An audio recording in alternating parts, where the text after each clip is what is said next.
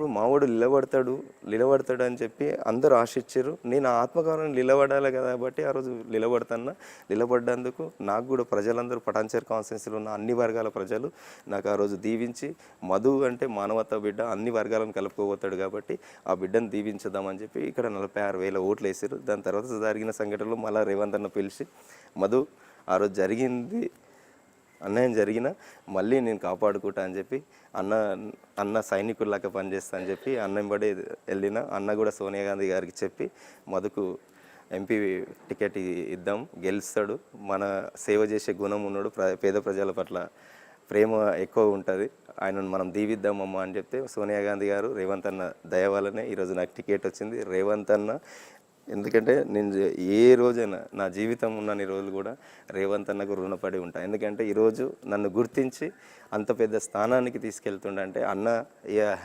చెప్పలేను, అంత ఆనందంతో చెప్తున్నా. అన్ననే నాకు జీవితం అంతే. ఇలా మధు గారు, మీ నియోజకవర్గంలో అంటే మెదక్కి సంబంధించి మీతో పోటీ పడుతున్న వాళ్ళు, ఒక ఆయన అడ్వకేట్, మరో ఆయనేమో రిటైర్డ్ ఐఏఎస్ ఆఫీసర్. మధు సాదాసీదాగా ఉండే ఒక వ్యక్తిలాగా ఉన్నారు అనే మాటలకు ఏం సమాధానం చెప్తారు?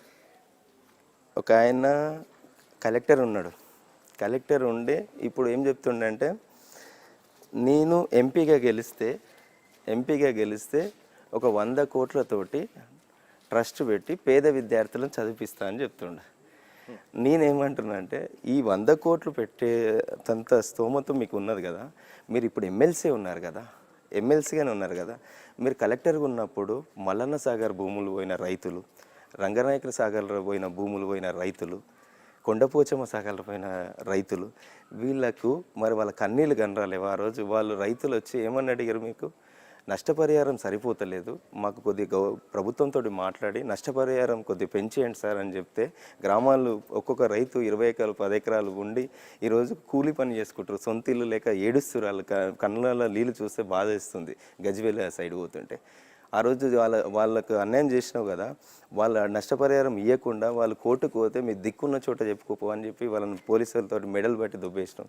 వాళ్ళు కోర్టుకు పోతే కోర్టు మీకు అక్షంతలు వేస్తే మీరు ఏం చేస్తారు, రాత్రికి వాళ్ళని గ్రామాల నుంచి ఖాళీ చేసి తుంకి బొల్లారం అనే గ్రామంలో రేకుల షెడ్ నైట్కి షెడ్ వేసి, వర్షం వస్తేనేమో నీళ్ళలో మునిగిపోతాయి ఇండ్లు, ఎండ వస్తేనేమో అక్కడ ఉండలేక రెంట్ ఇంట్ల కిరాయికి ఉన్నారు.